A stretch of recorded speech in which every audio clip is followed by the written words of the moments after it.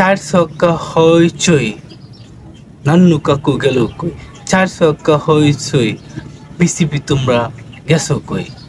বিসিবির কিরকম স্কোয়াড পাঠালো এবারে বিশ্বকাপে, কিরকম স্কোয়াড ঘোষণা করলো, যারা ভালো কিছু করতে পারতেছে না।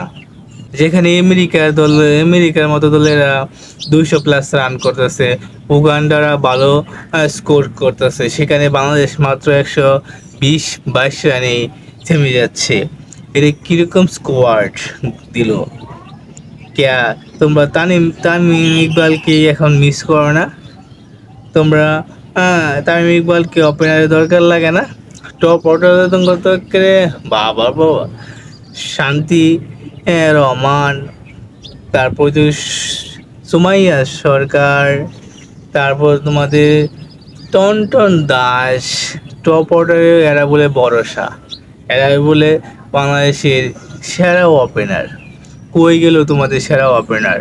পরপর 20-25টা ম্যাচের মধ্যে ওরা খালি গোল্ডেন ডাক মারতেছে। এদের দ্বারা তো টপ অর্ডার ওপেনিং সম্ভব না, কমতে কম এদের দিয়ে ক্রিকেট খেলা সম্ভব না, এদের দিয়ে হাল চাষ করানো যায়, এদের দিয়ে ব্যান টানা যায়, এদের দিয়ে মালামাল আনলুট করা যায় আর লুট করা যায়, কিন্তু ক্রিকেট খেলানো যায় না, ওপেনিং করানো যায় না। ওদের যে পারফরমেন্স আর বিগত এক যুগে কি ঠিক হয় কিনা তাও ডাউট আছে। এই দল নিয়ে ভালো কিছু আশা করা যায় না। তোদের কাছে ভাই অনুরোধ, তোরা কমসে কম উগান্ডার দলের থেকে উপরে থাকিস, তাহলে আমরা গর্বের সহিত তোদেরকে এয়ারপোর্টে আসলে রিসিভ করব। কমসে কম উগান্ডার দলের উপরে থাকিস পয়েন্ট টেবিলে। তোরা তো বিদায় নিবে এই বিশ্বকাপে প্রথম রাউন্ড থেকে, উগান্ডার মতো দলের উপরে থাকিস কমসে কম পয়েন্ট টেবিলে। তোদের কাছে আর কোনো আশা নাই, বাণিজ্যটা রক্ষা করিস। তোরা যে দল, তোদের দ্বারা আর কিছু আশা করি না আমরা। তোরা বলে বিশ্বকাপ জিতবো, সেমিফাইনাল খেলবো, ধর বেটা।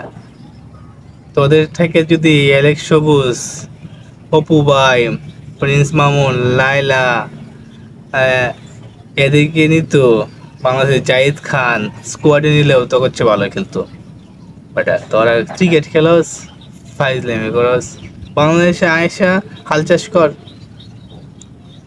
মাছ চাষ কর, টেম্পো চালা, প্রাইভেট কার চালা, ট্যাক্সি চালা, বেবি ট্যাক্সি চালা, ফাজিলে তোরা।